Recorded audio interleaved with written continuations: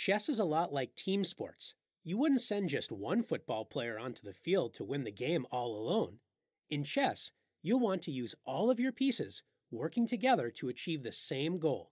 Let's take a look at this position. Look at White's pieces. Notice how well they are working together. White has a pawn controlling the center, and notice how all of White's pawns are well placed, helping each other out. White's queen and bishop are lined up together on the b1 to h7 diagonal, pointing directly toward Black's castled king. White's knight on g5 is aggressively placed, joining the queen and bishop in attacking the king side.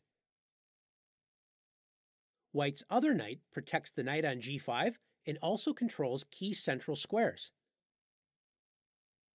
White's rooks are connected and ready to jump into action on the f-file once White's knight on f3 moves. Now look at Black's position. The pawns aren't controlling as many squares, and Black has very little control of the center. The rooks are passive, the knights aren't coordinated, Black's bishop is unprotected. And what is that queen doing on a7? Let's walk through a few moves to see what will happen. White's rooks are ready to join the rest of the team and enjoy great activity on the f-file, but White's knight on f3 is in the way, so White brings the knight into the center with knight e5.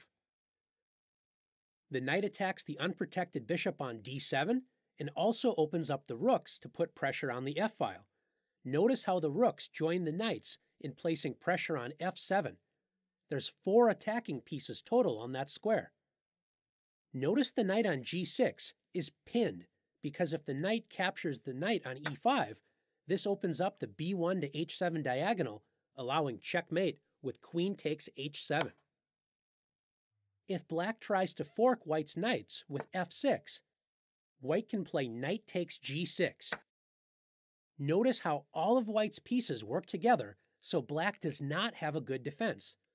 If Black takes the knight on g5, this opens up the f-file and allows checkmate with rook takes f8.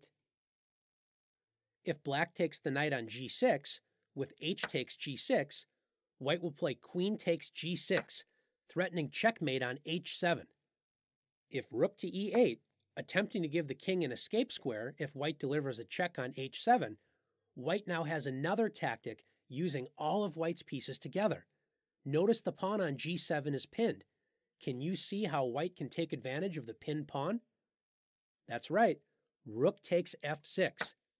White captures the pawn and prevents the king from escaping to the f8 square. Queen h7 checkmate is on its way. Black plays bishop to e8, bringing the bishop to safety and adding another protector to f7.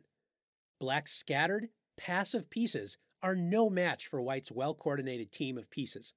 White now captures the knight on g6 with knight takes g6. Black is now forced to capture with the h-pawn because if f takes g6, the f-file is wide open and allows White to play rook takes f8, checkmate.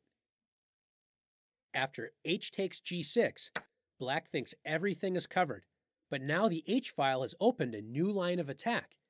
White's knight is covering the h7 square, so White uses teamwork between the knight and the queen to set up mate in 1 with queen h3. Look at how nice the queen and knight work together, threatening checkmate on h7 on the very next turn. Black does not have a defense because the rook on f8 cannot move, so the king does not have a flight square. If Black attempts f6, attacking the knight, it's too little too late. White plays queen h7, checkmate.